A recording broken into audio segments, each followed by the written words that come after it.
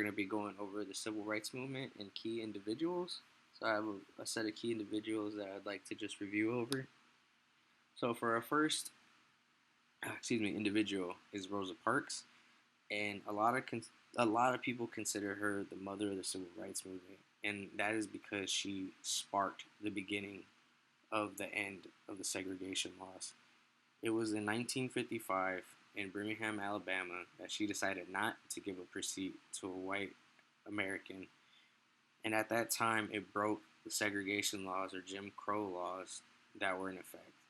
And because of this, she was thrown in jail.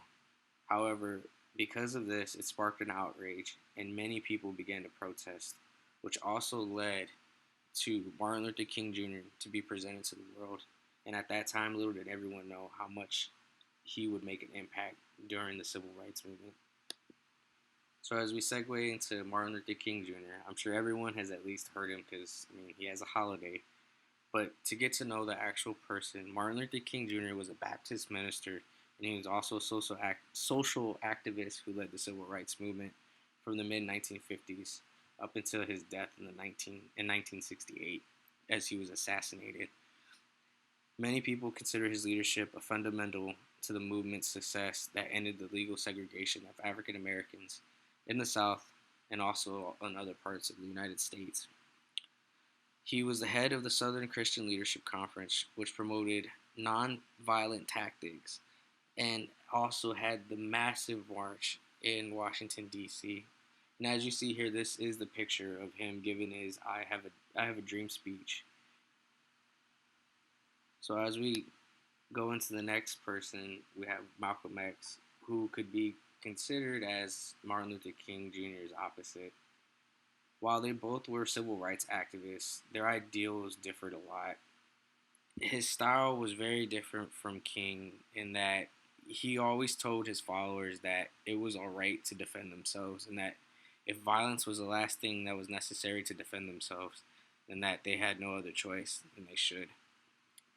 He was also he was also criticized Dr. King in the civil rights movement for those nonviolent tactics, as he felt those ones probably weren't going to change anything.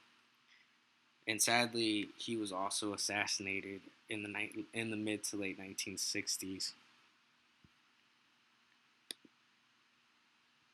So finally, as we get to our last person, it is Cesar Chavez. Cesar Chavez was an instrumental person to help the migrant farm workers. He was also co-founder of the NFWA, or the National Farm Workers Association, and he also led one of the biggest strikes at the time. However, he also stressed nonviolent methods, just like Martin Luther King Jr. He drew attention for his boycotts, marches, and hunger strikes. A major turning point in his strike was in 1965 when the Farm Workers Association voted to join the strike that had been initiated by Filipino farm workers in the same grape fields. He should be recognized, as well as the rest of these individuals, as key individuals that helped end the segregation laws and the move towards equality for everyone. So for our last slide here, I have the I Have a Dream speech in hyperlink. So I would like for you to watch this snippet of the video. It's not too long. And then just write a reflection of how the impact of the speech from Martin Luther King Jr. is to you, and or you can even write how this speech impacted our nation at the time, especially dealing with segregation and Jim Crow laws and how it affected equality. Thank you for your time. I hope you'll have a great day.